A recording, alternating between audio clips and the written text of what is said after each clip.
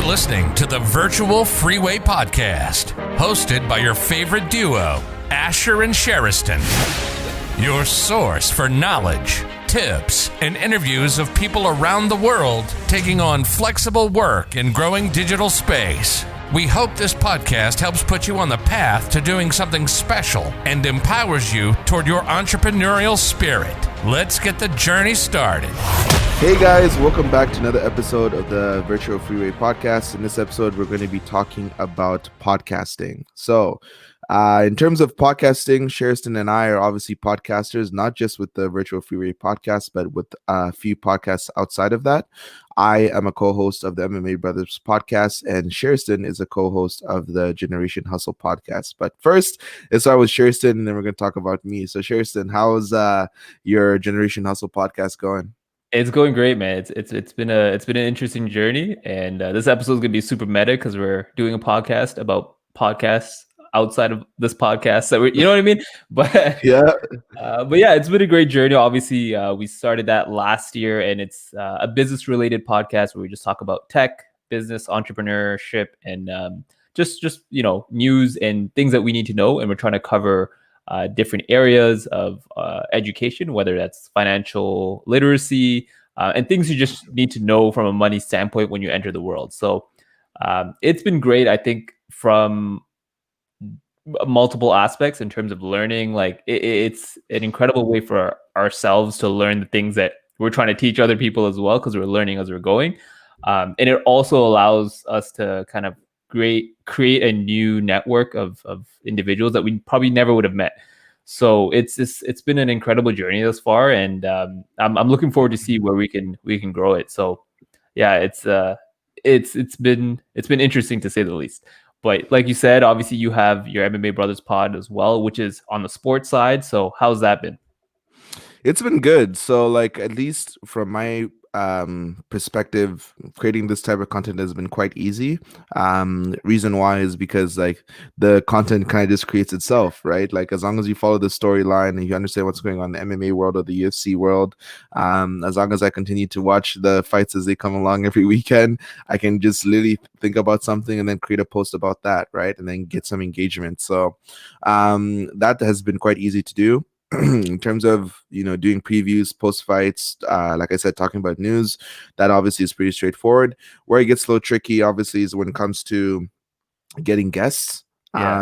Getting guests is always a little bit of a hassle because you're gonna have to reach out to people, but I feel like that's something that you guys have done very well in terms of getting guests on your podcast, because I think for almost every episode that you guys have put out, you've had somebody that you're talking to, an expert in a certain field. So I wanted to ask you, how do you actually reach out to these people? Do you do it through LinkedIn, or what do you have, like a template message that you send to these people? Do you have that perfect script that works every single time? Like, how do you guys get these guests? Yeah, we don't have a script. I don't think that there is a perfect script for anyone, but I think people like talking about themselves. So as soon as you reach out to someone like, "Hey, we want you to talk about your story," they're like, "Yeah, I'll do it," right? So I think that's kind of worked in our favor. But in terms of reaching out to people, it's not pretty, man. We message people everywhere. If we can find them on LinkedIn, that's our first source, just because if it's business professionals, they normally have a LinkedIn. There are other websites where you can look up company emails, and there are certain individuals that have that open, so you can look that up and reach out to them via their preferred email from a business standpoint, and they're more receptive to that rather than a LinkedIn message or anything like that. But it really is messaging people that you want to talk to in every place that you can get them. So just as an example, we recently had an entrepreneur on board who runs a direct-to-consumer food brand. And so we messaged this person on LinkedIn, on Instagram, on the company Instagram. I don't know if they ever saw those messages, but they ended up responding to us on LinkedIn, and then we kind of moved it to email. So it's just, we find where they interact the most, and then we message them there as much as we can. And I don't know if you've had if you tried any of these tactics, but one thing I'll do is, if I message someone on Instagram and they're not responding to DMs just yet, I'll comment on their pictures. I'll like their new posts and things like that, just to show them that like, hey, I'm engaging with your account. I do want to Yeah. be a good follower or a good connection, but it's Yeah. also like, hey man, respond. I do the same thing as well. It's like if I message someone and what I'll do is like I'll first like their stuff before I even follow them. I'll like, maybe leave a couple comments, then follow. And Yeah. then from then I hit them in the DMs. That's kind of like something that I always do.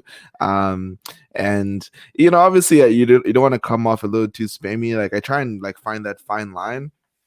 But for me, I guess the people that I reach out to, like I try and get, fighters on the podcast to talk to them and stuff. But like, it's always like, the personalities are different and stuff like that. And like reaching out to them, I don't know if there's other people that are in their DMs as well. So it's like, it's mostly miss for me, right? It's just like, like these people are probably getting hit up all the time. So still trying to find that secret sauce to find out like, what is that perfect recipe to get like somebody to like hit you back and stuff, because I'm sure there's a bunch of people in their DMs. So, but yeah, anyways, same problems on my end. It's not pretty, my friend. Do you have like a specific tactic, I should say? And I'll explain what I mean by that. Because you deal with athletes, right? Which is like you said, they have millions of people in their DMs, as opposed to entrepreneurs, unless you're Elon Musk or something. But I think what I mean by that is when I reach out to someone, instead of just messaging them to be like, hey, can you come on our podcast and talk about what you do? I'll respond to something that they've done or respond to something that they shared. So if they shared, if the business owner and they shared a new recipe, I'll respond on that post to be like, oh, wow, like this is incredible. I'd love to know how you came up with this, this ingredient or this recipe. Would you want to come on a podcast and talk? So they know that we're not just spamming everyone with the same message. And it's like, that we're trying to be relevant to the topic at hand. So with athletes, do you do anything like that where it's like you see a workout video and it's like, hey man, I would love to know about your nutrition or your trainer? Like, what do you have a tactic there? Yeah, I mean the problem is that there's not really too much going on in terms of like, I mean, unless like they're bigger name and they have like these sponsorship deals or whatever and stuff, but most of them are just posting pictures of them like after a workout, like flexing or something, And then you just look there, see messaging them for that. Yeah, they go with them with their family, So I'm not gonna be like, yo, your daughter looks so pretty, or like, you know what I mean? Like, that is what not to do when inviting guests. Or like, oh my god, that workout seems sick, bro. I don't know. I'm just trying to bounce ideas here. But, no, I get it. You're trying to bounce ideas. That's what I'm saying. This is why the struggle is real on our point of view, right? So we're gonna really have to get creative when it comes to these types of things. But like one thing that we are happy about is the amount of engagement that we've been getting. We're kind of getting close to 2,000 followers. That's something that like I had hoped to do by the end of 2020, but the events kind of slowed down for the UFC at the end of the year, and so I found that like my page hadn't been as popular as it was like before. Less likes and maybe a few less comments and stuff like that, but with things picking up again in like next week, pretty much in a few weeks, with like a bunch of events coming up, I know the growth will start to pick up again. So that's been nice to have like an engaged user base, right? And for those that are listening, if you do have a podcast or you do have like a Instagram page, quick tip for getting some people to engage is follow people that engage with other posts, right? So like a lot of people I notice have like thousands of followers or hundreds of followers, and then they post, they get like 20 likes or something like that, right? And it's just like, I've seen a lot of pages like that where it's just like, yo, you have like 1,000 followers and you're getting like 20 likes a post. What the like that ratio is not right. And try following accounts or following people, I should say, that engage with other posts, because then you know that you have some quality followers, right? So that's one thing that I've been trying to do. Instead of just hitting follow and like a bunch of people, I'm trying to follow the right kinds of people that I know that like, hey, this person engages in other types of content. Hopefully they can engage in content similar to mine. So yeah, just felt like sharing that quick tip for anybody that was curious. Yeah, no, that's great. And I just want to add on to that. I think there are so many different ways to kind of position your podcast. Obviously, right now we're just talking about Instagram, but I've seen a lot of people go above and beyond into different platforms just to plug in their podcast. And so what I mean by that is like I have a friend who also runs a business account. It looks at stock markets, so investing into stocks and things like that. So he'll go into Reddit discussion boards, and if he did a recent episode about a certain company or a certain stock, he'll search for those discussions and then post it in there to be like, hey guys, check this out. So it's like now you have a group of maybe, I don't know, 20 to 100 people who are looking for the specific thing that you're talking about, and you just gave it right to them, right? And so I think there's a lot of avenues like that where you can position your podcast, whether it's an episode or a series or something, in different discussion boards and communication groups so that it gets dispersed quickly. That's really smart. So like literally searching that topic and then Reddit and then looking for a forum that's talking about that, then just posting it there because it's relevant to that topic, right? Like you said. Yeah, that's really smart. One thing I did. Sorry, go ahead. No, I'll remember what I was gonna say. What were you gonna say? The reason I brought that up, and I think this is an incredibly genius move, when Lil Nas X dropped his Horses in the Back song. I'm forgetting the actual name of the song. I just know by Horses in the Back. Old Town Road. There we go. Right. Like, so, and this actually works perfectly. So when he released the song, one of the things that he did to market it was he created a Reddit account, created a discussion board that said, what is that song that goes the horses in the back? And then he responded to that discussion question with his link to the song. Whoa. So when every time people Googled, hey, what's that horse song? It went to that discussion and then it linked to the. So it's like, that's such genius marketing. Wow, that is genius marketing. One thing I was gonna say too is I noticed a lot of people like to comment in like for example from the UFC side of things. When the UFC posts something, you see a lot of people being like, oh, like check out this or check out that and whatever. And I saw Derek Brunson, who's a UFC fighter, say like, oh my god, I can't wait for this Conor McGregor Dustin Poirier fight. Check out who like I'm picking in my Instagram story. And so then I was just like, oh, I'm curious, who did he pick for his for the winner for that fight? So I clicked on his page, checked out his story. Oh, he's picking Dustin Poirier. And I thought that was genius. I'm like, oh, that's a good way to get like attention to your Instagram page. I don't think he did it. He probably has somebody managing his account that like did that for him to get people to go onto his Instagram. But I was like, dude, that's genius. That's like one way to get traffic from the Instagram page of the UFC, which has like tens of millions of followers, right? He posted something specific within a specific time period of when the UFC posted something, because once they post something, a bunch of people are going to comment and people are going to go in that section. I saw it, I clicked on it, I saw his story, and I ended up seeing his page. So it goes to show that like you should also be active in the comments of like other pages that you think are related to your type of content, because if you go in there in the comments and start talking to people, then you will be bringing attention to your own page. So it's definitely a winning recipe. Before I finish my last thought, one thing about Reddit is when I used to make YouTube, I do make YouTube videos too, but that's a topic for another day. I used to go into Reddit and I would go into the forums for people that are living in Korea and like tell them about teaching and stuff like that, and post my videos, be like, oh hey guys, like if you're interested, you can check out this video, which I thought was cool because it's related to like what they're talking about. I got and I say the admins of these forums were like pissed off at me, being like, we don't need you spamming in here and blah blah blah and stuff like that. And I was like, spamming? He's like, yeah, I just checked out your account, I can see that you've posted your link 3 or 4 times and like whatever, like you should have like a, what's the word, you should have a ratio in terms of how much content you post versus like engaging within the forum. Do you get what I'm saying? Like this apparently, like I think it's like a 2 to 10 ratio or something.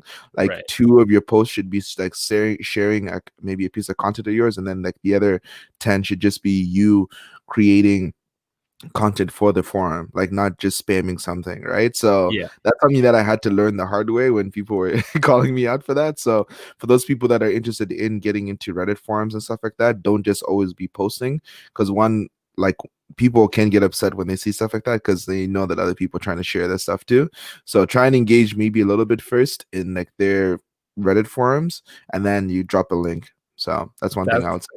That's hilarious. Yeah, man. You can't mess around with Reddit moderators. They're on top of it. So if you're going to join a discussion board, make sure you read the rules. It's usually pinned at the top, and what they expect from you to do, or they expect you to do while you're in the group. So yeah. But I wanted to go back to one thing that you mentioned. You mentioned that with your podcast near the end of the year, or at least as a result of kind of events going down, you noticed that things were going down. Mm-hmm.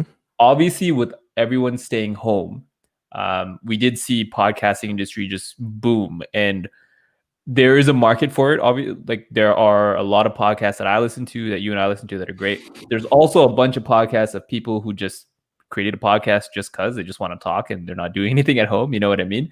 So when you look at kind of the podcasting industry between the last year or so, how much do you think it's going to fall off to start once people start going back to whatever you want to call normal, whether that's a normal job, or once they don't have that free time anymore? You know what I mean? Like those podcasts that weren't always trying to be something huge, they just wanted to start something to pass the time. Do you like, how do you kind of view that right now? I think there might be a slight drop off. Yeah. Just based on the fact that people are going to have less time to just chill at home and do nothing, right? Yeah. So like they may be consuming more content during the pandemic, but then once the pandemic's over, people will be commuting more, but you can still listen to the podcast in your car, but people will be hanging out more, spending more time, outside of the home. So going out and doing fun stuff. So they may not be listening to his podcast as much. So there may be a little bit of a drop off there. But the difference is that podcasting is different from all the other virtual stuff that have happened during the pandemic. For example, Zoom, right? Zoom has something that has seen a massive explosion during the pandemic. But once life goes back to normal again, are people going to be using Zoom much? No, not at least they will technically, but like maybe if you're far away and saying like, hey, let's just hop on Zoom because I don't want to drive 2-3 hours or whatever. Yeah. But if I do expect a big drop off from people using Zoom, because Zoom isn't consuming content. Zoom is just networking and talking to people, right? But in terms of podcasts, you are consuming content. If you like that type of entertainment or news or whatever it is, then you're going to want to consume it. So I don't expect a big drop off to take place from once the pandemic's over. What do you think? I'm with you on that. I think there's going to be a small drop off in terms of people who weren't so serious about it and just wanted to play around with it. So I think those kind of podcasts will kind of just cease to exist and kind of become those, blank Instagram account types. But I think overall, it's continuing to be the space that people want to be in, and it just gives people a different way to put their voice out there. So I think it's going to be there might be like a small dip, and then it's just going to keep rising. Where I'm most focused on is, sure, yeah, there's going to be a millions and more podcasts coming out of the woodworks, but we want to look at the money associated with that podcast. So that's where I want to take it next. What are your thoughts on podcast monetization, in terms of what you know about how to create a podcast that creates money and how to leverage it to kind of, obviously we want to be able to hit a point where our podcast pays us. Yeah, podcast monetization. So for those who don't know, for those who know, you hear it again. You can make money through podcasts in different ways. You can obviously do it through ads. So you place an ad in the beginning or in the middle, or like a mid-roll, or like maybe, I don't think you can put ads at the end of a podcast. I don't think those are a thing. They usually block. Yeah. So either in the beginning or somewhere in the middle of your podcast, you can place an ad. Some ads can be given to you through like Anchor or different platforms, or some of them you would have to find an external party to give you the ad, and then they would pay you based on the CPM, so the cost per mil, which is the cost per 1,000 listens. So that's one way of doing it. And then another way of doing it is through sponsorships, right? So if your episode is sponsored by someone, or a season sponsored by someone, then that's one way you can also monetize your podcast. Other ways of monetizing podcasts, I don't know if there's more. I know you can obviously sell digital products connected to your podcasts, right? So let's just say if we are experts in podcasting, and I said, hey, I'm an expert in podcasting. If you want to learn more about podcasting, purchase my podcast course. And that's one way you can also make money through podcasting, because people realize that, hey, this guy knows what he's talking about. Maybe I should purchase this course so I can get to this person's level. So that's one way you can do it as well. Merchandise obviously is another one. So if we had some Virtual Freeway merch, that's one way we'd be able to make some money. If people are interested in what we're doing, they could purchase some of our merchandise, and that's another way we could make money. So and then there's ways of making it outside of the traditional means, if it's Spotify or if it's Apple Podcasts, because the way it works usually is that you don't just post to one specific platform. Like for us, we're on Instagram. Like, yes, our users are kind of small at this point, but if we had like a big Instagram page, a big YouTube page, and then they're all kind of have their audiences of their own, you can monetize a YouTube channel, right? You can also monetize your Instagram page, not directly through Instagram, but through sponsored posts, stuff like that. Like, there's many different ways that like don't really seem clear in how you can make money, but eventually they start to materialize the more users you get. So, do you have any that you can think of that I haven't mentioned? No, man, I think you touched on everything there. I think obviously the most important is that community aspect. So if you're looking at creating or building a kind of community around your podcast and then create some kind of membership system, that's where you can get your true fans in terms of the ones that are always engaging, the ones that who are really invested into your podcast and things like that. I think that's obviously that's the most important part of it. But yeah, we're going to learn more and more ways to monetize and create new streams of income from podcasts as it becomes more mainstream and more widely accepted. But I think it's cool. I think it's great for the industry. I think it's I feel like it's a very weirdly intimate form of connecting with people, because you're literally in people's ears, right? Like, whoever's listening to us right now, it's right here. And so that's a different kind of marketing. So I think the industry is definitely going to be booming soon, and there's going to be way more streams of revenue possibilities. Yeah, and the thing is, like, it's kind of crazy. I don't have the stats right in front of me, but like I know that people are listening to more podcasts, right? Like, people are starting to consume more, especially sometimes, especially someone like me. I'm not somebody that like always wants to listen to music. Sometimes we're just like, man, I'm not in the mood to like, listen to some music. Like, sometimes something's bothering you, or like, you're just like in a different headspace, and then you or just want to listen to a podcast, or sometimes I find myself like playing YouTube videos like as I'm walking somewhere, which is not the best thing. I don't recommend you do it because it's a lot of data that you're consuming. But you know what I mean? Sometimes you're not in the mood to listen to some music. You just want to like listen to somebody talk or hear something interesting about a topic or learn something. So I found myself starting to consume more podcast content as well. And yeah, I think the more people listen to podcasts, the bigger the podcast world grows.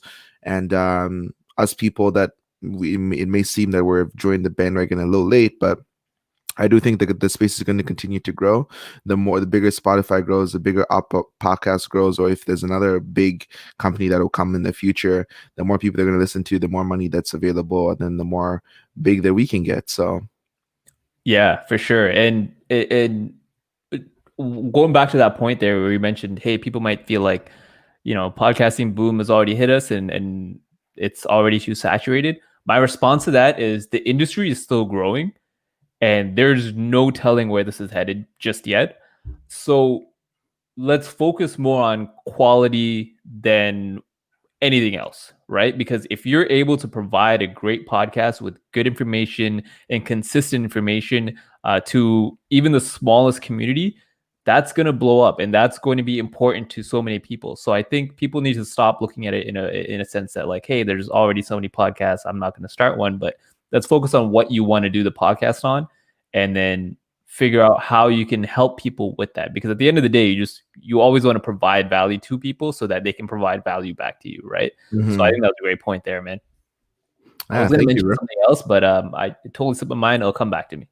No worries. So yeah, that's I think a few of the corner points in terms of podcasting. So, Sherston and I would obviously hope that some of the people that are following us on our current platforms can also follow this platform as well. We are starting to get into a groove where like we're starting to understand our content a little better and putting out content that we think you're gonna like. So please give us a follow on Instagram, Virtual Freeway Pod, if you haven't followed us already. And we are working on getting some guests. So I don't know when they're gonna hop on, but trust us, we're trying to get some people on. Some people from some unfamiliar places where you're gonna be like, what? How did they find this person and stuff? So hopefully we got some surprises for you coming up. But anyways, Sherston, anything else you want to add? Yeah, I think you covered everything there. To everyone kind of listening right now, we have a lot of avenues to make money through e-commerce. And so a lot of the guests that we're reaching out to are people who made money in those e-commerce channels, and we're trying to learn from them. So as soon as we roll out, we're going to have more episodes with people kind of providing that blueprint to how we can make more money. And we have some exciting things coming for the podcast as a whole in terms of a blog and more information on that soon to come. But thank you for listening to the podcast thus far. And this was kind of our segment and our take on podcasting as a whole and how we can grow a user base and monetize that and create a stream of revenue. And hopefully we'll be able to live those words by the end of the year. Hopefully. 2021, we're coming. Exactly. Yeah. All right, man. Thanks so much. We'll catch you in another episode, and we'll take it from here. Yeah, see you in the next episode. We don't have no crazy catchphrase that we use yet, so we'll just see you in the next episode. See you in the next side of the highway. We'll see you. We'll see you when we see you on the freeway. Sounds good. Thank you for listening, and we hope you enjoyed this episode. Please give us a follow on Instagram and subscribe to us on YouTube. Details are in the description of this episode. We'll see you on the next episode.